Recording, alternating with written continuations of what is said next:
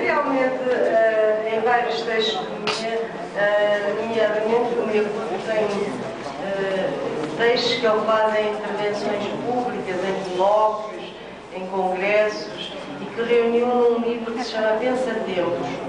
E um outro livro, que também reúne esses textos, que se chama E se Obama fosse africano?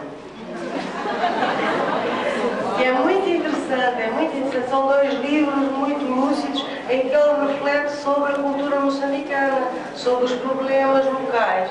E então, tem um texto no primeiro livro, em Pensatempos, em que ele fala exatamente sobre essa questão que um pouco que os jovens desconhecem as suas raízes e as suas culturas, que estão mais preocupados em vestir-se de uma determinada maneira, em dominar a tecnologia e com um certo desprezo e desconhecimento das culturas locais. Essa é provavelmente uma realidade. Um pouco, não só em Moçambique, mas um pouco também em Angola, mas é inevitável. É inevitável pelo seguinte, porque vamos colocar o problema assim. Uma mamana no norte de Moçambique, que trabalha no campo, quer que o filho fique a contar histórias ali ou vá para a universidade. O problema é a questão da modernização. É a questão, no fundo, de ultrapassar o grau de analfabetismo, de atraso, entre aspas, que as zonas rurais têm. Então, as pessoas concentradas na cidade têm um acesso a essas tradições muito mais filtrado, diluído. Mas, apesar de tudo, em Moçambique, mesmo a cultura urbana, simultaneamente, digamos, tanto Luanda como Maputo, estou a falar só nas principais cidades, mas todas as cidades, de uma forma geral, têm uma grande faixa suburbana em que vêm pessoas das diferentes regiões com as diferentes línguas e tradições e acabam por fazer passar essas tradições já alteradas, mas elas subsistem. Por isso, pelo menos aquelas classes mais pobres, menos burguesas, que não vivem no centro, têm acesso às culturas locais. E eu julgo que há de haver um momento, quando houver um maior equilíbrio social, económico e político, em que essa questão vai ser retomada e os jovens hão de querer voltar atrás para conhecer. Estou convencida. Pode ser que eu me engane. Não sei se eu respondi. Então, a última pergunta a aluna quer saber sobre a periodização da literatura africana, né? Se há possibilidade dela vir a ser parecida com a brasileira, portuguesa, se ela poderia ser enquadrada naqueles períodos, né, literários nossos. Aqui no Brasil a gente começa no Barroco, Portugal. Bom, eu como disse, estas áreas têm 35 anos em termos de pensamento crítico e pensamento de história literária.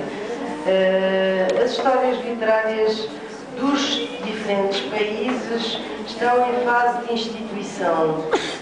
Eu, por exemplo, pertencia a um grupo que fez parte também da professora Carla Lúcia Tindó,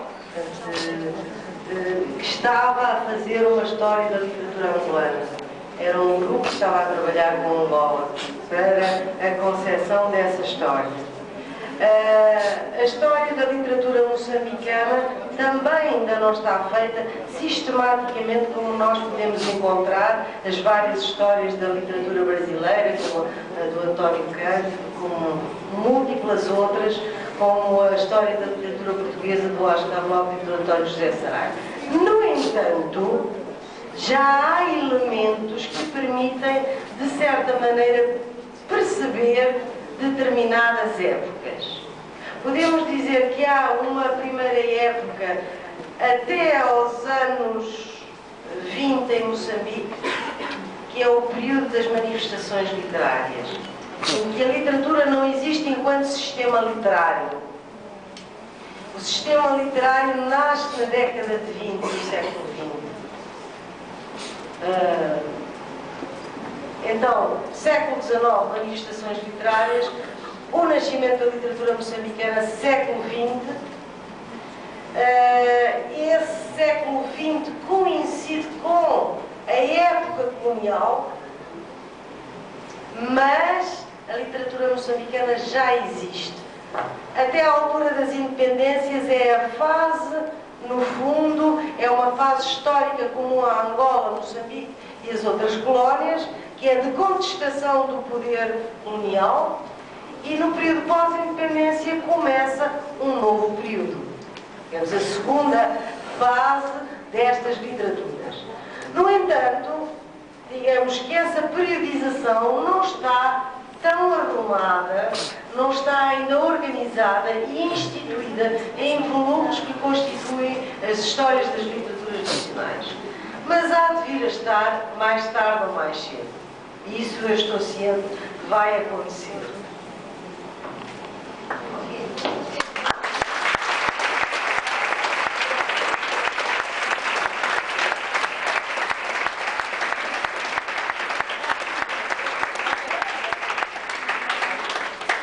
Agradecer muito este convite, o afeto, o carinho com que me receberam e dizer que gostei muito de ter dialogado. Espero, dentro daquilo que eu sei, que possa ter despertado curiosidade, que possa ter motivado para a leitura e de algum modo contribuído para que este convite, que foi feito pela professora Geralda, possa contribuir para o desenvolvimento desta área de estudos. Muito obrigada e muito obrigada a todos os representantes da Universidade, a todos os colegas que aqui me receberam, o afeto que me manifestaram.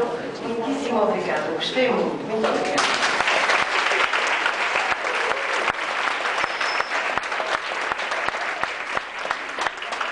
Claro que eu pegarei para entregá-la aqui dentro da sacola. Antes eu vou pedir à professora Regina que faça aqui um encerramento, nos represente aqui na fala dela.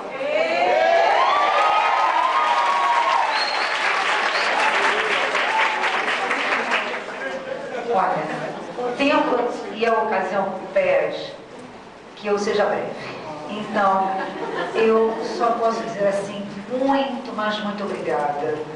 Primeiro, a Ercília, as meninas e meninos e a nossa convidada, que foi o motivo de nós estarmos aqui hoje e que nos presenteou com conhecimento literário, conhecimento de história, mas, gente, olha só, mais do que tudo, com uma simpatia que não tem preço, né? Uma salva de palmas.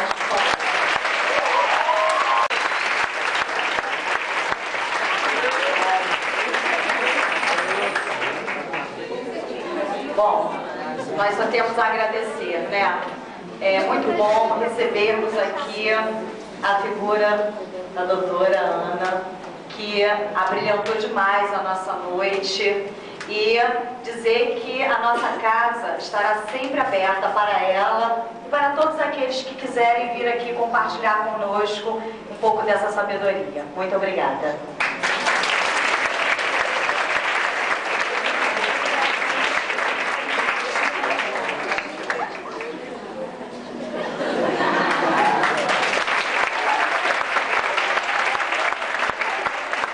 Bom, eu não sei como agradecer tantas flores tão bonitas.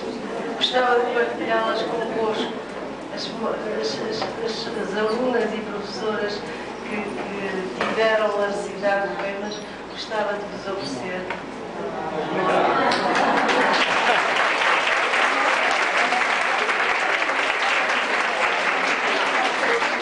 Muito obrigada uma vez mais. Muito obrigada. Fiquei muito sensibilizada.